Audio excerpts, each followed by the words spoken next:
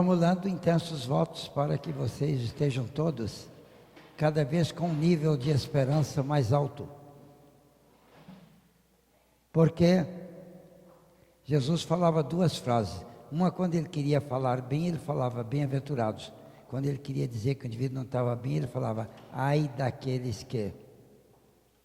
Lembra que Jesus falava desse jeito? Ai de vós, hipócritas, fariseus, que coais o mosquito e engolis o camelo. Bem-aventurados os pobres pelo Espírito, porque é deles o reino dos céus.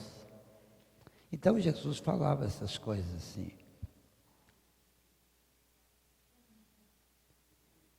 E então eu,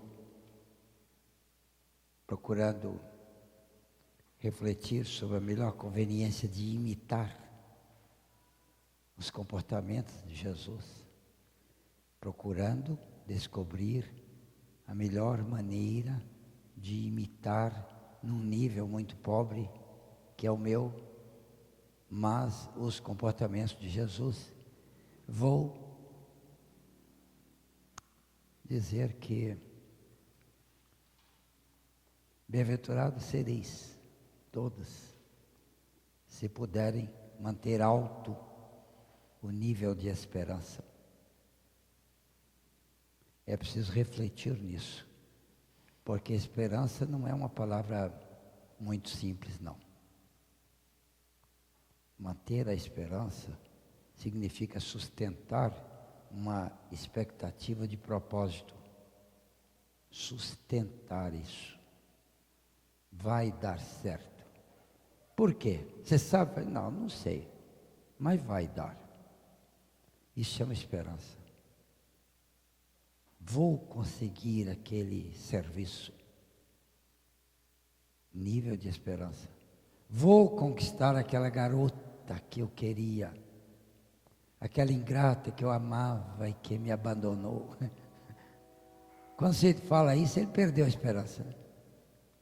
Está queixando da vida. Vou realizar uma conduta tal que me aproximará sensivelmente do reino de Deus. Ora bem, vou realizar uma conduta que me aproximará, espero que seja sensivelmente, do reino de Deus. Isso tudo é nível de esperança. O indivíduo quer coisas que ele supõe que sejam boas, mas não tem nenhuma certeza que vai conseguir. Mas ele tem um nível de esperança. E isso vale para todos os ambientes, para todas as circunstâncias, para todos os ideais. E a quantidade de ideais do ser humano é até bem pequena. As pessoas almejam, com um bom desejo, muito pouca coisa. Por falta de competência de reflexão. A gente devia melhorar o nosso índice de desejo. Mas ninguém nos ensinou a fazer isso. Então a gente fica imitando os antigos e mantendo aqueles desejos tolos de conforto material, como se os bens fossem capazes de nos suprir. Caem naquela condenação do filósofo Schopenhauer, quando ele disse que a maioria das pessoas se preocupa muito mais com adquirir coisas do que ser possuidor de valores. E, todavia, o ser auxilia o homem a ser feliz 1000 vezes mais do que o ter. Schopenhauer, filósofo, pai do racionalismo alemão. Sabia pensar, sabia falar, né? Então nós temos um pecado grave, nós temos poucos ideais. Nosso nível de esperança é baixo. Mas eu, querendo conquistar o seu legítimo coração, formulo intensos votos para que você tenha aumentado o seu nível de ideais e então tenha crescida a sua esperança.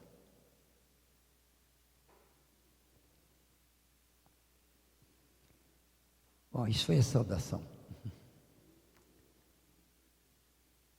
Nós temos aí hoje, Reinaldo, uma questãozinha mediúnica.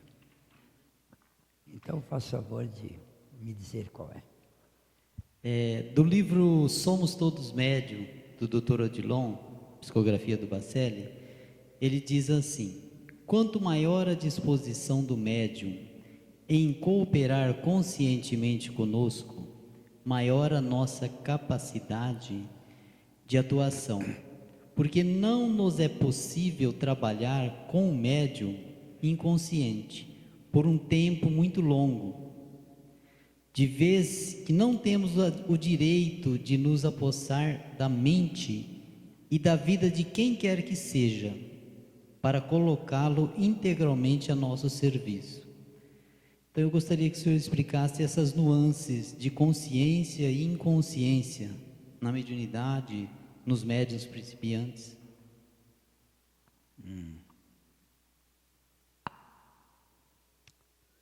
Só que nisso aí que você leu, tem duas coisas muito mais importantes do que o nível de consciência dos médiuns.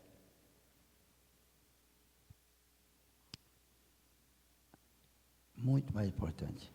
Aliás, uma frase tão forte que acho que eu nunca tinha ouvido um negócio tão profundo assim. Olha o que nós, se eu errar, você dá uma lidinha aí de novo. Espera aí, deixa eu ver se eu levo. Nós, os espíritos, não temos o direito de usar o médium inconsciente sob pena de estarmos invadindo a privacidade, a dignidade, a compostura do sujeito lá. Porque o médium não é um corpo. Quando o sujeito está inconsciente, ele não passa de um corpo. E os espíritos não usam corpos de encarnados para conversar. Nós não temos o direito. Puxa, mas foi forte. Leia de novo. Vamos prestar bem atenção se ele falou isso que eu disse aqui ou não. Só essa última frase aí.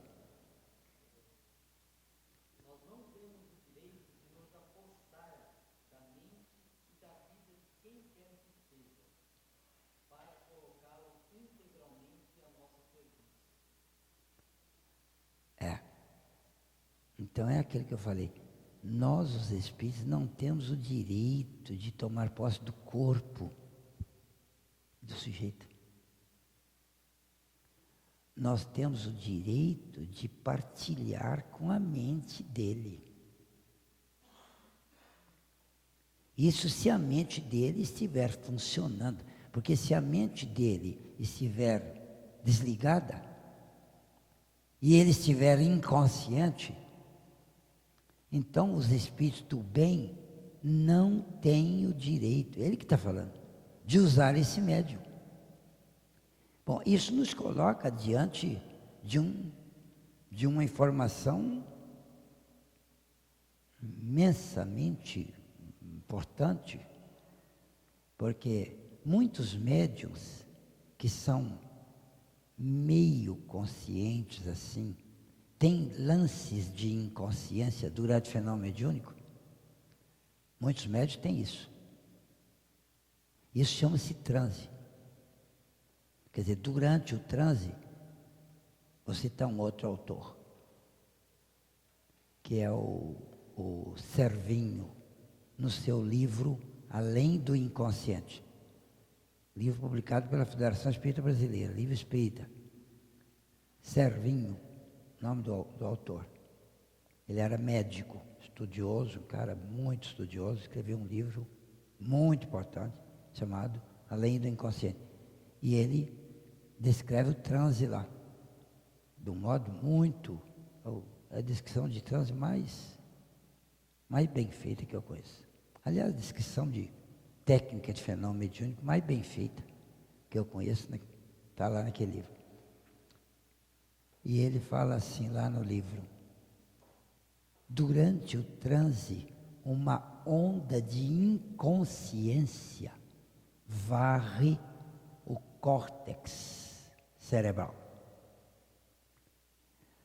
Bom, córtex é aquela parte do cérebro onde está jazida a consciência, onde mora a consciência. É o nosso córtex, que é a parte do cérebro que está ligada com a consciência. Porque o cérebro nosso é picotado em partes. Tem uma parte que é só para a memória, tem uma parte que é só para a região de respiração, que aliás é aqui. Tem uma parte que é só para a região de movimento, etc. O nosso cérebro, cada partezinha, controla uma função importante do corpo. Por exemplo, a palavra é controlada num pedacinho do cérebro chamado órgão de Broca. É ali que controla a palavra. Então o cérebro nosso tem uma opção de partezinhas que controlam todo. Quer dizer, cada partezinha controla uma parte do nosso organismo e tal. Agora, quando chega na consciência, o cérebro não tem uma partezinha, ele tem uma área. Toda essa área externa do cérebro, de cor cinzenta, que é do lado de fora, é fininha. Ela cobre a massa branca do cérebro. Aquela parte cinzenta, que é fininha, milímetros de espessura, mas cobre, a superfície é grande. Ali mora a consciência, na superfície toda. Então a consciência é muito importante, porque tem uma região enorme do cérebro que responde por ela. E durante o transe, o cérebro permanece consciente. O indivíduo permanece consciente porque o córtex está funcionando. Mas uma onda é uma coisa em movimento que passa. Você já viu uma onda d'água? Ela faz assim. Ela faz assim. Ela levanta aquela porção de água assim e vai andando, né? É a onda. Para dizer a verdade, não vou falar isso, não vai confundir. Ia dizer que a onda não anda. Mas a onda, ela não transporta matéria. Ah, mas no surf ela transporta. Não transporta. A onda levanta e passa. Aí a água seguinte levanta e passa. A água seguinte levanta e passa. Mas quando uma está subindo, a outra está levantando. De modo que se você olhar a onda em perfil, ela faz assim. Então ela levanta e passa, ela não transporta. Se você botar uma rolha, você pode passar 200.000 ondas lá, que a rolha não sai do lugar. A onda faz assim, a rolha levanta e vai. Ela levanta e baixa assim. Ela não é carregada. Por que o surf, aquele surfista é carregado? Ele escorrega. Ele está numa prancha que pela gravidade, a onda, aí a prancha escorrega. Escorrega e a onda levanta e passa, né? Como se a onda estivesse em movimento. E dá a impressão que ela está levando o sujeito em cima dela. E não é, ele está escorregando o tempo todo. Vocês não pensaram como é que o surfista anda? Se ele não escorregasse, ele estava parado, né? Se ele não escorregasse. Como é que ele escorrega e não chega no fundo? Vocês já pensaram nisso? Ele está escorregando em cima da onda e não chega no fundo, porque a outra onda levanta e ele escorrega em cima dela assim, ó, e aí ele é levado. Isto não é hipótese, não. Isto é um fato científico, porque a gente estuda isso em física. Aliás, quando eu estudei isso em física, primeira vez que o professor falou isso lá, na aula de física, na minha turma quase ninguém aceitou isso. E eu fui um que duvidei. Falei, não, a onda transporta, como é que não transporta? Ela pega o cara e leva ele. E o professor, não, ela não leva. Ele escorrega, eu falei, não, ela leva, como é que não leva? Eu vejo ela levando, o cara... Aí ele falou um negócio que matou a gente, né? Assim, se o sujeito estivesse sendo levado, ele está escorregando, ele tinha que chegar no fundo. É uma outra água que levantou para não deixar ele ir ao fundo. E aí ele escorrega em cima da outra, mas vinha outra. E ele escorrega em cima da outra, e as ondas vão pegando ele assim, ó. E ele fica plantado no mesmo lugar, escorregando para baixo, e não chega ao fundo da onda. Porque se a onda estivesse parada e ele escorregasse, ele fazia assim, aí ia lá no fundo dela. Mas ele não vai, ele fica escorregando e permanece lá em cima. Dá a impressão que a onda carregou o sujeito. Bem, durante o transe, uma onda de inconsciência, quer dizer, ela pega de lá e vem assim, e atravessa a superfície do córtex. Então o indivíduo não é inconsciente, é uma onda de inconsciência que varre, assim, ó, varre, ela passa por cima assim, ela varre a superfície do córtex. Está lá no livro do Servinho, a definição de transe. E está aí o Odilon dizendo que o médium inconsciente, eles não podem usar o indivíduo inconsciente, o indivíduo, se ele for inconsciente, eles não podem usá-lo. Porque ele estaria então usando um corpo que não está ali. O dono daquele corpo não está lá pensando, não está lá participando, ajudando, sendo respeitado. Ele não pode. Os espíritos, ele fala que os espíritos do bem não têm o direito de usar o corpo do médium. Agora tem o direito de usar o corpo dele vivo, se ele estiver pensando e atuante. E é isso que acontece na comunicação mediúnica. O espírito dono do corpo está lá, e o espírito comunicante está lá. E os dois pensam juntos. Quer dizer, os dois estão trabalhando para que uma ideia seja construída e o dono do corpo transmita a ideia com o corpo dele. Ou seja, não é o espírito que está falando, quem está falando é o médium. O espírito só está ajudando no pensamento, ali na ideia. Daí o fenômeno mediúnico ser tão complicado como ele é. E os espíritos têm insistido muito que o médium, para conseguir captar o pensamento do espírito e transmitir de um modo minimamente razoável, o dono do corpo, quer dizer, a alma, vou chamar de alma, né? O espírito encarnado, chama alma. Então, durante a comunicação mediúnica, a alma recebe, ela capta o que o espírito está pensando. Mas será que ela capta direitinho? Fala, ela captará direitinho o que o espírito está pensando se ela, alma, estiver profundamente sintonizada com a linha mental do espírito. Então ela sente semelhantemente ao espírito, ela pensa semelhantemente, ela está ali naquela faixa de conhecimento semelhante ao espírito.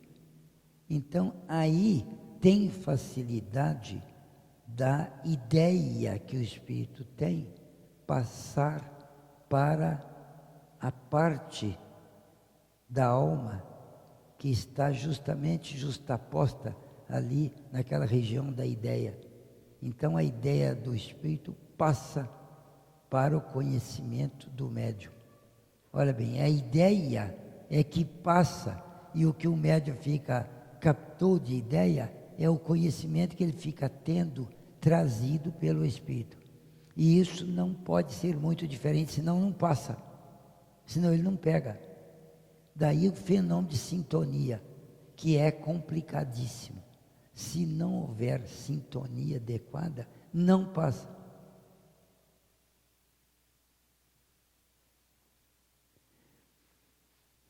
Daí a grande dificuldade do fenômeno mediúnico.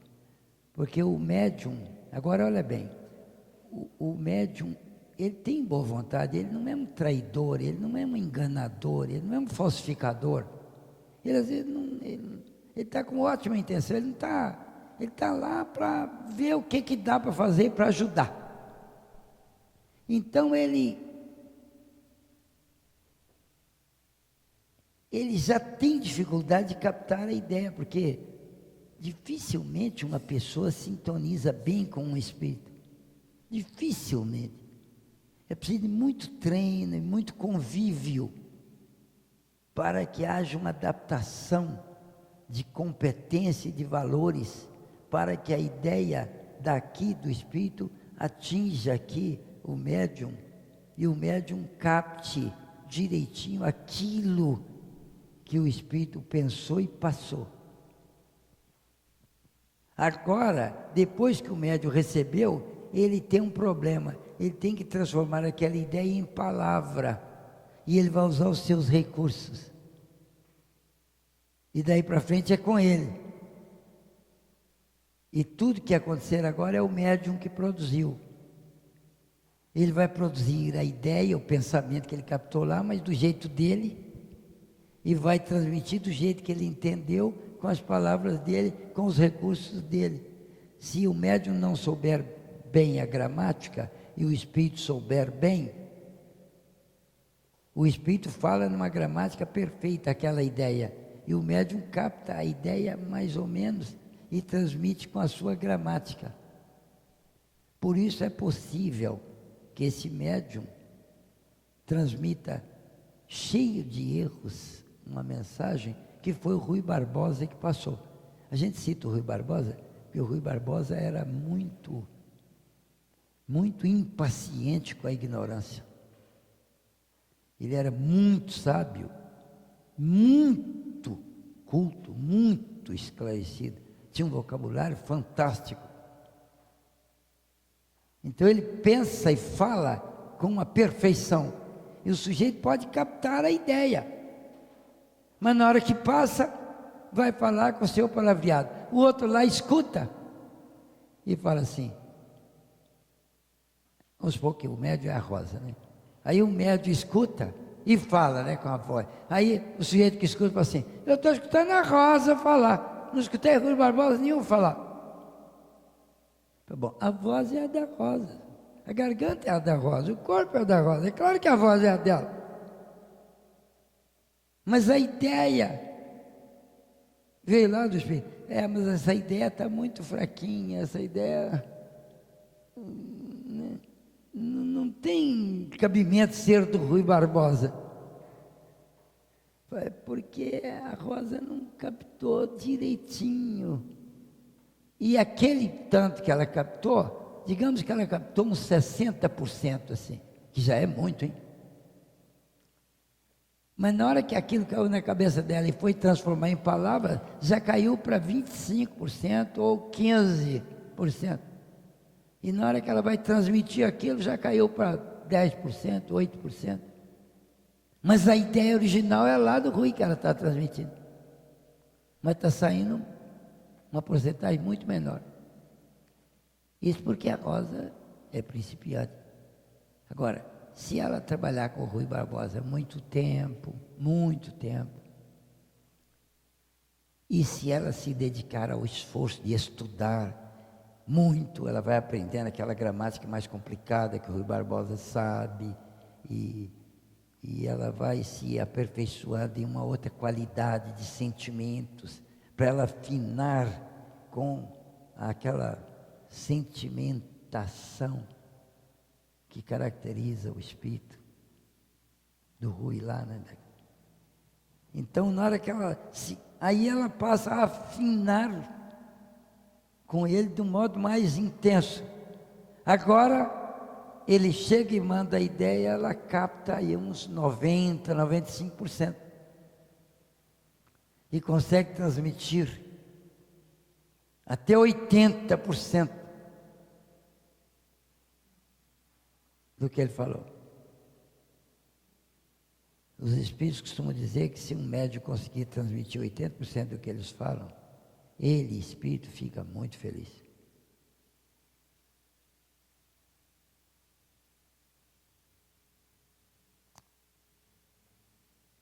Mas, então, isso eu estou falando aqui para mostrar o valor e a importância do médium estudar para melhorar sua competência de transmissão de ideias.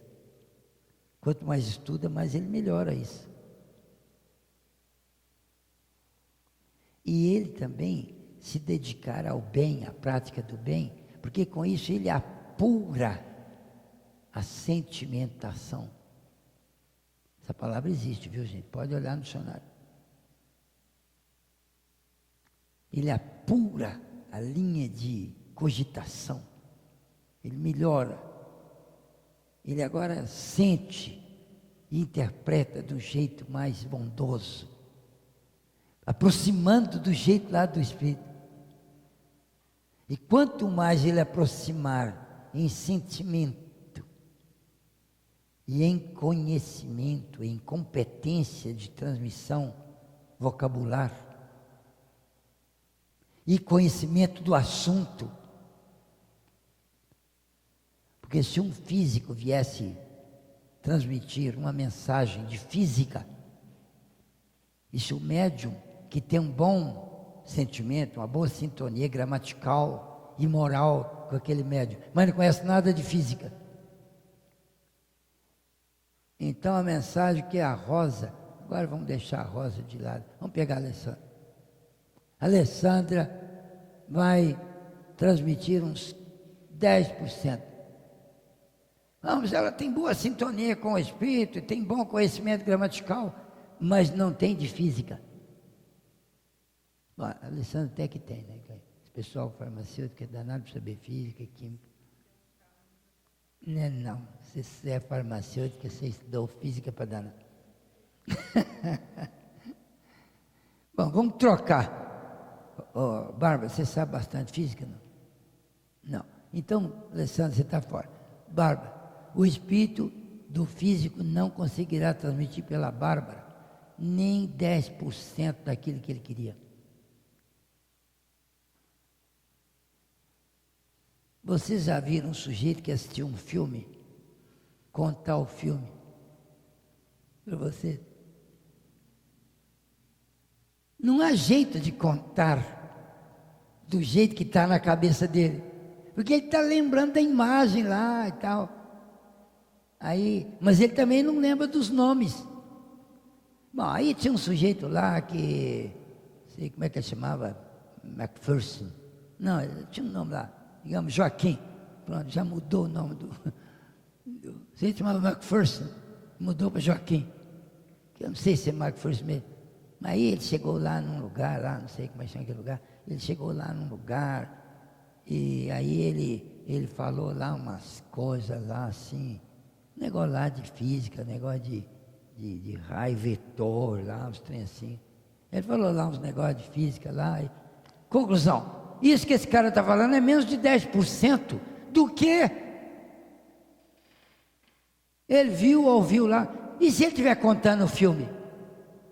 A gente conta um filme e fala, aí ele lá falou umas coisas lá, que no fim ele estava falando para a moça que gostava muito dela.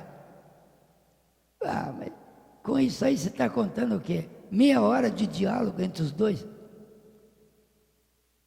Meia hora de diálogo, ele contou que o cara gostava muito dela. E você está assistindo o filme. Então, quanto menor a nossa capacidade vocabular, pior a gente conta o filme.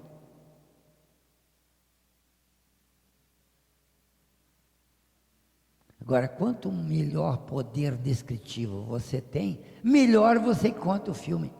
Tem gente que conta de um modo tão interessante e tão gostoso, tão completo, que a gente gosta de estar ouvindo aquilo e a gente chega a formular ideias sobre aquelas imagens que o cara está descrevendo. A pessoa conta um filme para a gente quase bem, não é?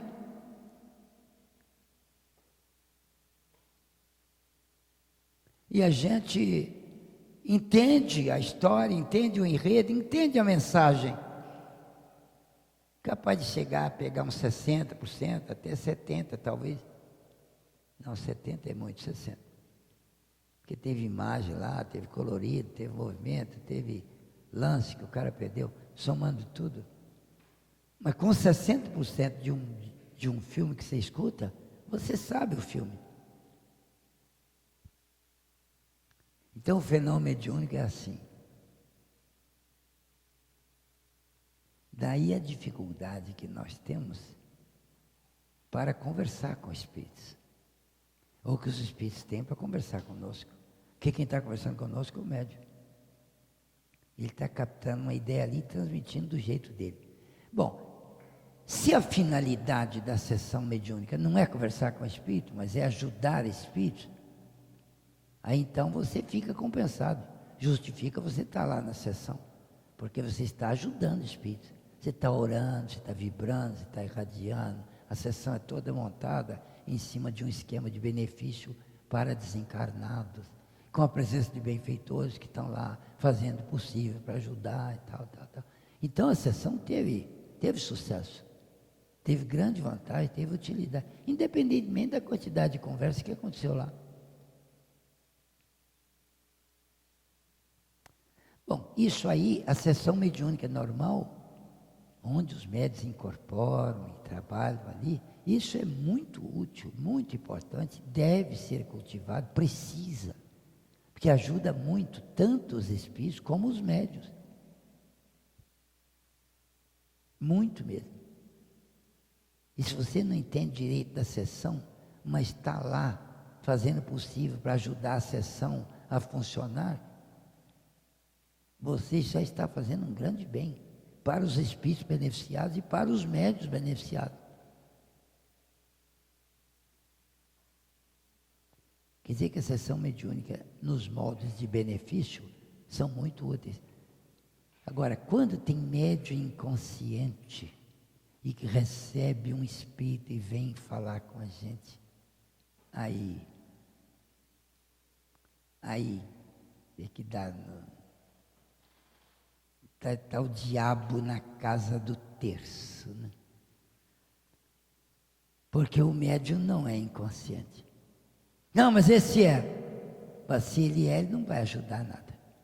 Ele não vai transmitir o espírito. Porque o espírito não vai usá-lo. O doutor Odilon falou ali, ó, nós não temos o direito de usar o médium inconsciente. Vamos pedir para o Reinaldo ler de novo aquele trem?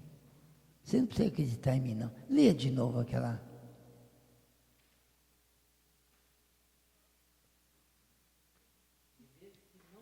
Não, começa do antes. Quanto maior a disposição do médium em cooperar conscientemente conosco. Conscientemente. Aí ele está cooperando. Maior a nossa capacidade de atuação. É. Porque não nos é possível trabalhar com médium inconsciente por um tempo muito longo. Espera aí, não nos é possível trabalhar com médium inconsciente por um tempo muito longo. Agora, por um tempo muito curto, pode. Pode. Por causa de quê? Porque o transe é a onda de inconsciência que varre o córtex. Durante aquele pouquinho que ele está inconsciente, Naquele tempinho ali, digamos que o espírito não trabalha, mas no resto do tempo ele trabalha. Então, um pouquinho do tempo de inconsciente, o espírito até que trabalha. Mas se ele continuar inconsciente, além de um pouquinho, de um lapso,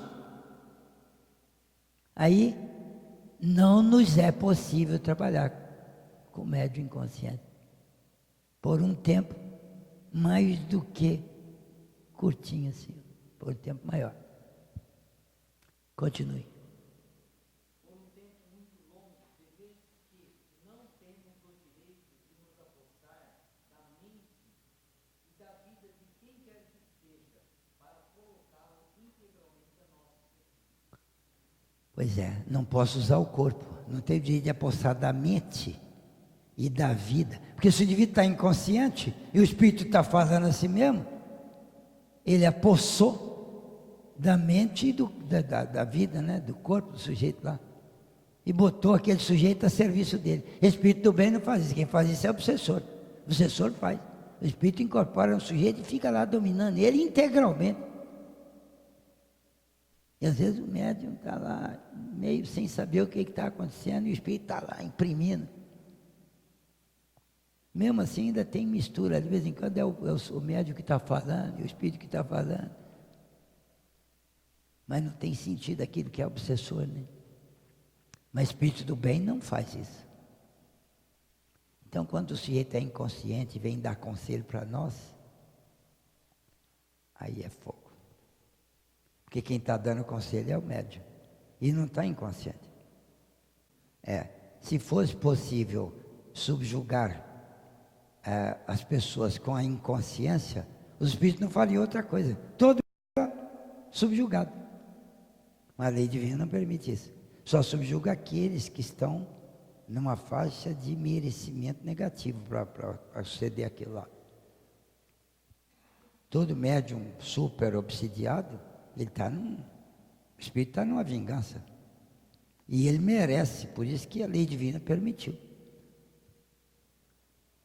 O Allan Kardec fala muito nisso no livro que é o Espiritismo. Ele fala que as obsessões acontecem com os médios porque eles merecem aquilo. Eles estão naquela faixa e fizeram por captar aquilo. Obsessões. Porque obsessão é o quê? É vingança kármica. Obsessão é vingança kármica. Essas obsessões pesadas, subjugação, fascinação, é vingança do espírito. O espírito está arrebentando com a vida do médium, porque o médium merece. Mas o médium não está perdido também não, depois de uns 30, 40, 50 anos, ele fica livre.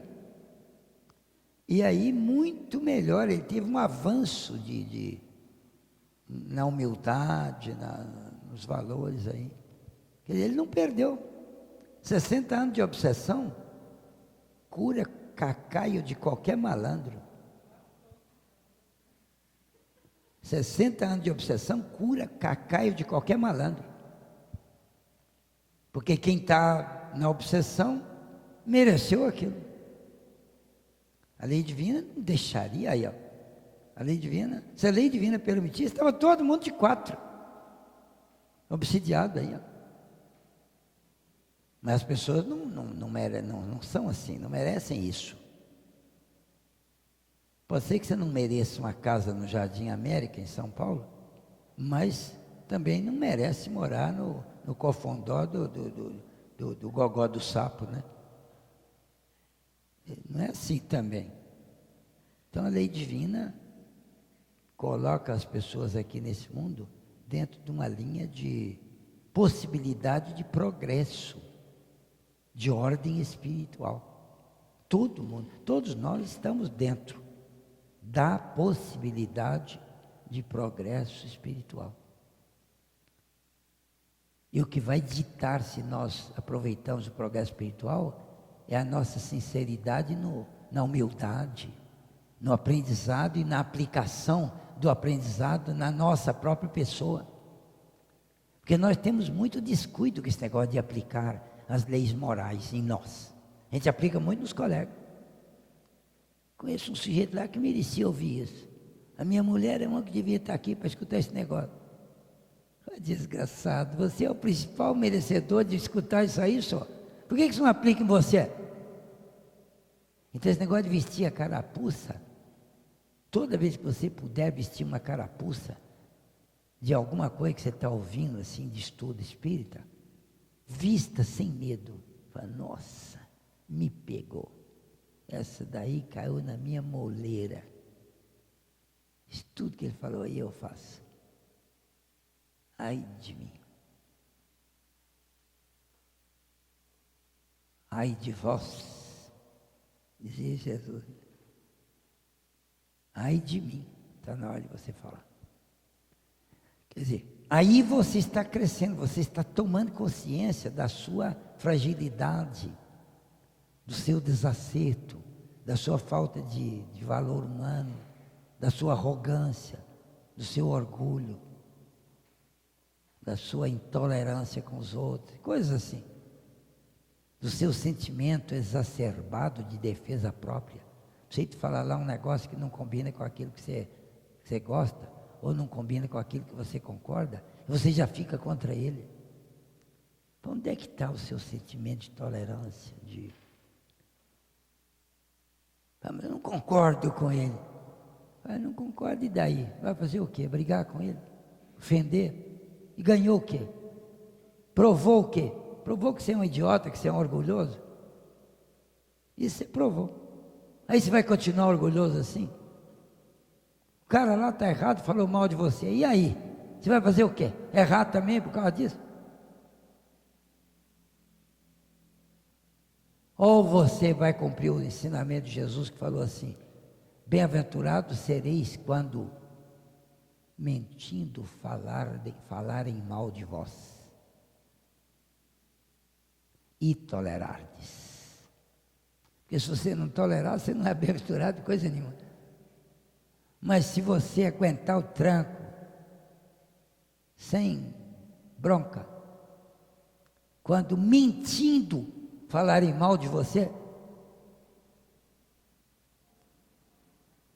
eu sabia que fulano falou isso de você. Você fala, falou não. Ele não falaria isso de mim não. Não, falou, eu estava lá, via, assim. Ele estava brincando. Não, ele falou sério. Assim. Falou não. Porque não me convém entrar nessa faixa aí de acreditar nisso.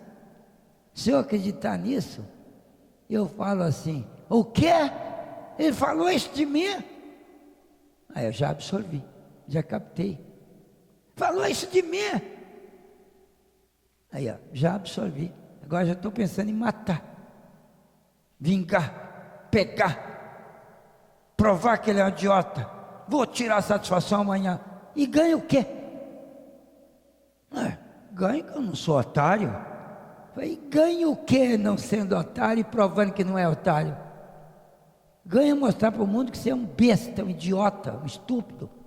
Não conhece o Evangelho, não está nem lutando para se corrigir. Porque o cara falou mal de você, mas se você atinar bem, você merece. Deixa ele falar. E se você não merece, deixa ele para lá. É mesmo que a gente xingou de ventilador. Você merece? Por quê? Você é ventilador? Não, foi então. Ele falou que você é ventilador. Aí pronto, você fala, coitado. E não liga para isso. Você consegue fazer isso? Não consigo. Meus parabéns, seja bem-vindo à humanidade. Nenhum de nós consegue. Olha bem, nenhum de nós consegue. Mas não podemos nos acomodar com esse negócio de eu não consigo. Você tem que fazer uma forcinha, falar, peraí, eu tenho que melhorar o meu nível. Eu tenho que tentar conseguir. Mesmo que no começo eu fique me moendo aqui, mas eu pelo menos já não estou mais querendo pegar o cara. Até estou querendo pegar, mas não vou pegar. Isso você consegue. Porque é assim que cresce. Você não cresce pulando do 1 para o 18º. Você cresce pulando do 1 para o 2. É assim que você cresce.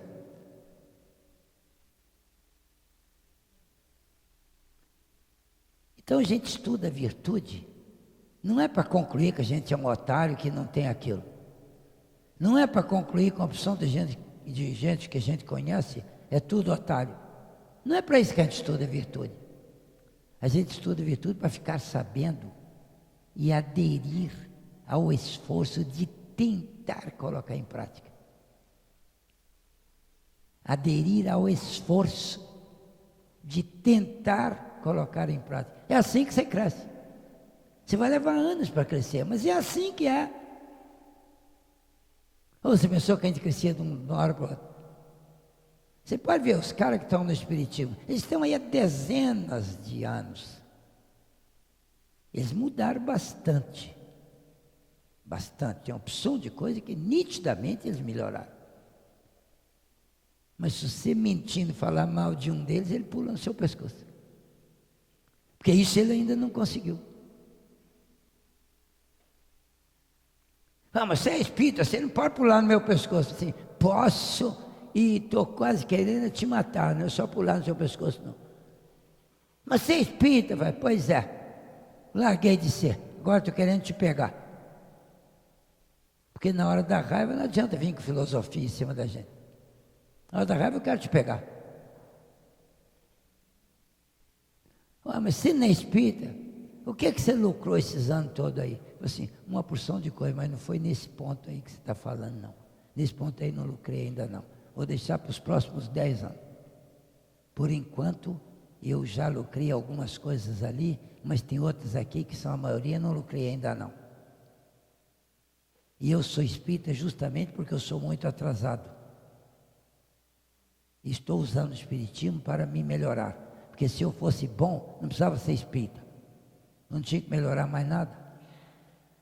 O espiritismo é para quem precisa melhorar. Então é para os atrasados. Agora, que eu querer usar o espiritismo para vir me humilhar, rapaz, falar que eu não tenho o direito de cometer um erro porque eu sou espírita, ora essa. Ser espírita não é igual a ser santo, não. Ser espírita é o indivíduo estar se esforçando na autotransformação. Como disse o Allan Kardec. Conhece o verdadeiro espírita pelo esforço que ele faz na transformação. Foi isso que ele falou. Pelo esforço. O espírita é um sujeito esforçado que está tentando melhorar um pouquinho relativamente a ele mesmo. Agora, você vai pegar ele numa porção de erros. Se você andar atrás dele vigiando, ele vai errar, porque ele é gente, pois. Ele já melhorou algumas coisas, e outras ainda não. Não anda atrás dele fiscalizando, não, porque você está enrolado. Além do mais, você não tem tempo para isso, porque você tem muito pecado aí no seu cangote, para você estar de olho para corrigir. Por que você está de olho no defeito do outro? Olha para o seu pé, pavão. Não é?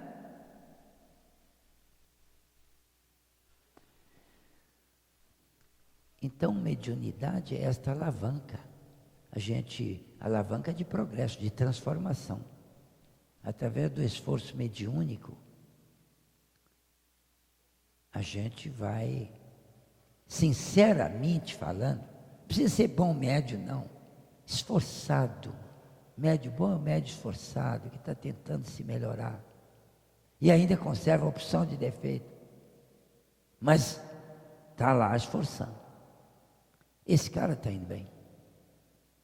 Ah, mas eu tenho muita falha. Claro que tem.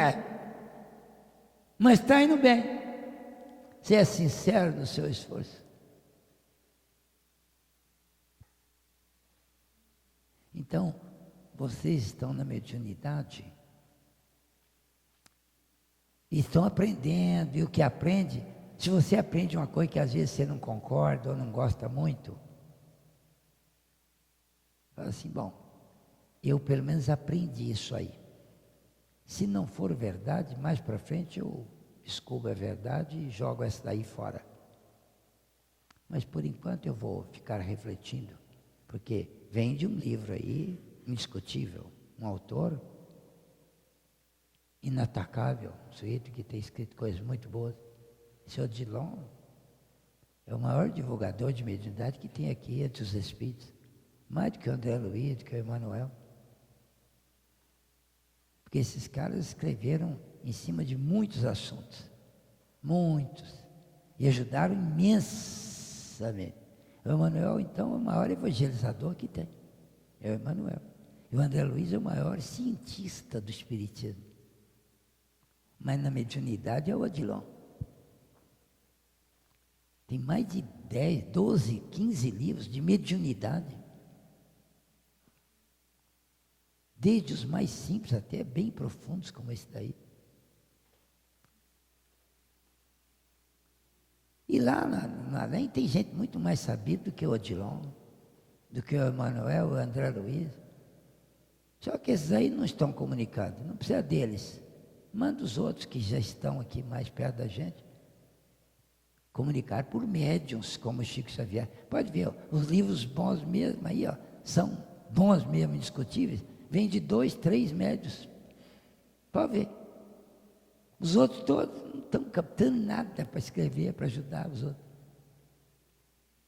E desses 2 ou 3 aí, ó, pega o Bacelli, por exemplo, que recebe esse livro aí do Dr. Odilon. Metade aí das pessoas, metade eu não digo, mas um mundo de gente esclarecida e aí e tal, estudiosos, autores de outros livros, não concordam com o Bacelli. Acho que os livros dele são falsificados, são besteiras, são não sei o quê. Sabe o que eu penso disso? Falo assim, querido, deixa o Bacelli para lá e olha para o seu pé, pavão. Você está querendo consertar o Bacelli e você mesmo está indo para o brejo. O Bacelli está fazendo um bom serviço. Se você ler os livros, todos eles têm um extrato moral de alto nível. Todos eles. Pode ter uma ou outra coisa que você possa discordar, mas isso não destrói o valor moral do livro. Primeiro de tudo, esses livros do doutor Inácio, por exemplo, são os maiores divulgadores do Chico Xavier que existem aqui nesse país. Eles fazem uma campanha cerrada para o Chico Xavier não ficar no desuso e no desaparecimento, igual tem um plano das trevas para enterrar o Chico Xavier. Porque o plano da treva é fazer ninguém ler o Chico Xavier, mexer com os livros do Chico Xavier. Mas vocês veem o empenho que eu, por exemplo, adoto em divulgar Chico Xavier. Pega o jornalzinho que eu escrevo toda semana e olha aí para você ver.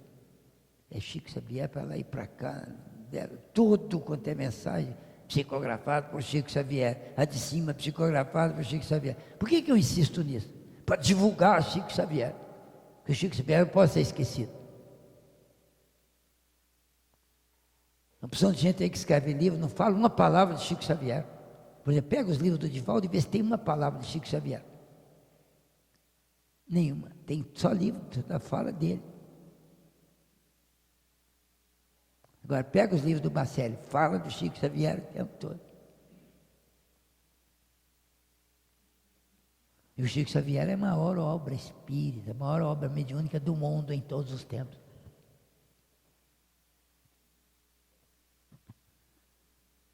Então vale, não pode ficar falando mal dos outros assim. Tem muita coisa boa. Muito. Se é bom, não veio da treva. Mas tem uma ideiazinha lá que é joio no meio do trigo. Pode ser que tenha. Mas descobre uma lá e venha me mostrar. Eu, por exemplo, li todos os livros do Dr. Inácio, do Odilon. Todos. Mais de 40, só do Inácio. Tem eles todos lá, ó, grifadinho. Não vi nenhuma coisa errada doutrinariamente. Bom, eu não sou lá essas coisas, mas com um pouquinho de conhecimento que eu tenho, eu não fui capaz de ver. Que diabo, se eu não fui capaz de ver, você está vendo um negócio aí, está pensando nisso? E o resto dos milhões de coisas boas que estão lá, você não viu não? Agora esse erro aí eu não vi. Se você descobrir um, vem me mostrar que eu quero ver. Vou anotar e vou estudar direitinho para ver o que é esse erro mesmo. Vou até conversar com o Bacelli. Ó, esse ponto aqui tem um engano, você troca aí. Vê lá com o espírito como é que foi. Sabia que o Emmanuel, pelo Chico Xavier, um dia escreveu um negócio que não estava certo? E aí o pessoal lá da Federação Espírita Brasileira foi lá e mostrou para o Chico. E o Chico, então, levou para o Emmanuel. O Emmanuel falou assim, de fato isso aqui não está correto, não. Houve uma falha de comunicação ali entre mim e o médium. Ele não disse que foi o médium, mas assumiu a parte dele. Que é aquele negócio das almas gêmeas. Leia no livro O Consolador, para vocês verem se não tem isso lá. E o Chico Xavier admitiu e tal, eles corrigiram. Está lá no livro. Isso é humildade, né? Você vir a público admitir que houve uma falha mediúnica ali. Uma captação de uma notícia que não era, que foi o negócio da alma gêmea, que tem lá. E lá no finzinho do livro tem a correção.